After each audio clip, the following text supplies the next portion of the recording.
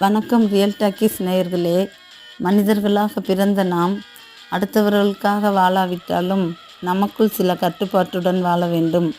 அப்போதுதான் இவர் போல யார் என்று பெயர் வாங்க முடியும். இதை மரியாதைக்குரிய முன்னாள் முதல்வர் திரு எம்ஜிஆர் அவர்கள் நடிப்பில் வெளியான இப்பாடலில் வரும் கருத்துக்களை கேட்டு பிடித்திருந்தால் லைக் பண்ணுங்கள், சப்ஸ்கிரைப் பண்ணுங்கள், ஷேர் பண்ணுங்கள்.